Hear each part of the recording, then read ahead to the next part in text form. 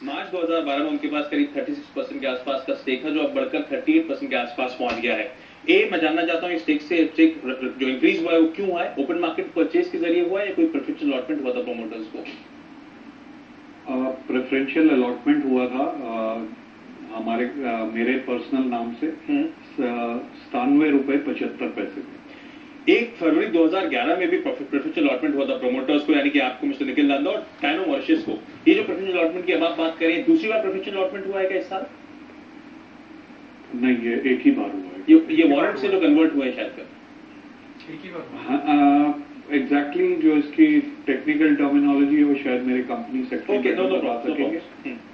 Sir, एक और concern मेरा, प्रोमोटर्स ने जो वारंट्स या फिर प्रेफरेंशियल इशू लाए हैं उसके बावजूद आपका स्टेक 38% है इस कंपनी में, जिसका मार्केट कैप कुल मिलाकर करीब 50 करोड़ रुपए के आसपास का है। क्या आप वरिड हैं कि इस कंपनी का होस्टाइल टेक ओवर हो सकता है और शायद उसके चलते आप यहाँ पे स्टेक हाइक कर रहे हैं? ऐसा नहीं है, क्योंकि अभी हमने रिसेंट पास्ट में 3 जो हमारे अलग अलग डिविजन्स थे उनका मर्जर किया है। उस मर्जर के बाद हमारे सारे बिजनेसेस एक ही कंपनी के अंडर आ गए हैं और हमने वो मर्जर बुक वैल्यू के ऊपर किया है, जो कि हाई कोर्ट ने अगस्त 2012 में अप्रूव किया। उसके चलते मेरा स्टेक इस कंपनी में बढ़कर 38%। ओके सर, 38% का स्टेक है आपका, 40% का स्टेक है, जिसमें से 50% स्टेक प्लेज है, यानी कि ये शेयर गिरवी रखे हुए हैं। किस कारण से शेयर गिरवी रखे गए और कब तक ये शेयर्स को रिलीज होते हुए नजर आएंगे?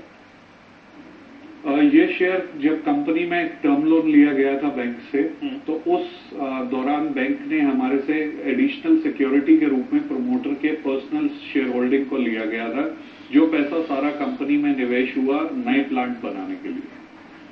सर, क्योंकि मैं एक होस्टाइल टेकओवर की सिनेरियो पेंट करने की कोशिश कर रहा था, टाइनो मॉरिशस को आपने 2011 में करीब 14 से 15% स्टेक दिया था। ये जो कंपनी है, ये किस तौर पे कंपनी में इन्वेस्ट करा था? इसने स्ट्रैटेजिक इन्वेस्टमेंट था कि फाइनेंशियल इन्वेस्टमेंट है सिर्फ? ये दोनों है जी, फाइनेंशियल एंड स्ट्रैटेजिक इन्वेस्टमेंट, क्योंकि टाइनो मॉरिशस के आने के बाद हमारे बोर्ड और स्ट्रेंथन हुआ है। हमारे बोर्ड पे एक रिटायर्ड चेयरमैन PSU बैंक के भी आए हैं। उन सबके साथ अब हम जब अपनी स्ट्रैटेजी पूरी डिस्कस करते हैं और आगे का ग्रोथ प्लान बनाते हैं, तो देयर आर मैनी इनपुट्स, बहुत सारे ऐसे सुझाव आते हैं जिससे कि कंपनी जो पिछले कुछ क्वार्टर्स में पेन फील कर रही थी, वो आगे आने वाले क्वार्टर्स में हम उसको धीरे धीरे कवर कर पाएंगे। मिस्टर नंदा, आपकी कंपनी एक्सपोर्ट्स में खासा इजाफा देखने को मिला है। FY12 में एक्सपोर्ट्स बहुत ज्यादा बढ़ गए, 1.9 करोड़ से बढ़कर करीब 30 करोड़ तक जाते हुए नजर आए थे। मैं समझना चाहता हूँ इतना शार्प, इतना सिग्निफिकेंट जंप कहां से आया? कोई नया क्लाइंट आपने इंटरनेशनल मार्केट्स में ऐड करा था? जी, हमने 2007-8 में वॉलमार्ट को पूरा उनका USA के लिए सप्लाई करते थे टूथब्रश, हमारे USA के एजेंट के थ्रू। किंतु अगर आप देखें तो चाइनीज करेंसी पिछले 5 वर्षों में बड़ी स्टेबल चली है, जबकि इंडियन करेंसी 40 रुपए से 48 रुपए, वापस 45 रुपए और फिर अभी 55 रुपए और 55-56 जाकर अभी 53 रुपए आ गई। तो वॉलेटिलिटी की वजह से उनका कॉन्ट्रैक्ट जो है हमें लूज करना पड़ा, क्योंकि हम 40 रुपए डॉलर आ गया था, तो हम अनकॉम्पिटेटिव हो गए थे अंतर्राष्ट्रीय बाजार में। किंतु पिछले वर्ष जब वो डॉलर दोबारा से 48-50 रुपए के करीब आया, तो हमारी कॉम्पिटेटिवनेस वापस आ गई compare to China. Okay sir, आपका एक्सपोर्ट तो जरूर बढ़ा, 2 करोड़ से बढ़कर 30 करोड़ हो गया एक साल में, लेकिन इस दौरान जो आपकी कुल बिक्री थी वो मार्जिनली कम होती हुई नजर आई है। 127 से घटकर 126 करोड़ रुपए पे कुल बिक्री चली गई। इसका मतलब क्या डोमेस्टिक मार्केट का कंट्रीब्यूशन कम हुआ है? कोई मैक्रो हेडविंड्स आप डोमेस्टिक मार्केट में स्लो डाउन फेस कर रहे हैं खास तौर पे? जी, हमारे जो कस्टमर बेस है डोमेस्टिक मार्केट का, हमने उसको कॉन्शियस डिसीजन लेकर कट डाउन करना शुरू किया है, क्योंकि अब हम केवल या तो मल्टीनेशनल या AAA रेटिंग इंडियन कंपनीज जैसे डाबर है या हिमालय है या सिप्ला है, उन्हीं का ही काम कर रहे हैं। जो कंपनीज जिनसे हमारे को पैसे वापस लेने में 90 दिन के क्रेडिट के बावजूद भी दिक्कतें आ रही थी, हमने उनका काम बंद कर दिया है। तो इस टाइम भी ऐसा कोई सिग्निफिकेंट आउटस्टैंडिंग अमाउंट आपकी बुक्स में है जो बकाया है?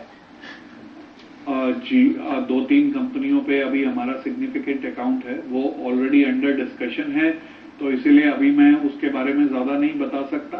पर वो एक मेजर कारण रहा है। फिगर दे सकें अगर?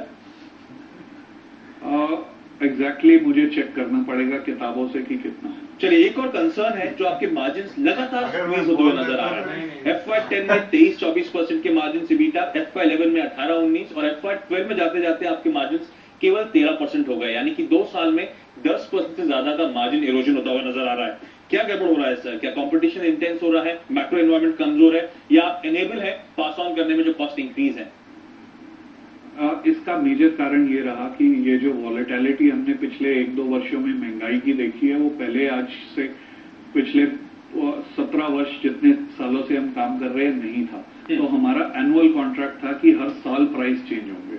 अब हमने बहुत सारे कॉन्ट्रैक्ट्स में क्वार्टरली कर लिया है और बाकी सब में हमने कोशिश कर रहे हैं कि मटेरियल कंपनी ही सप्लाई करे, ताकि अगर एक क्वार्टर के अंदर भी प्राइस में चेंज आता है तो वो ऑटोमेटिकली उसी कंपनी को, मेन कंपनी को, ब्रांड ओनर्स को पास ऑन हो जाएगा। चलिए सर, हमारे साथ बने रही। वक्त तो चला एक छोटे से ब्रेक के बाद फोकस करेंगे कंपनी के हाल में तुम्हारी नतीजा और किस तरह का आगे का आउटलुक, फाइनेंशियल ट्रैजेक्टरी की बात ये मैनेजमेंट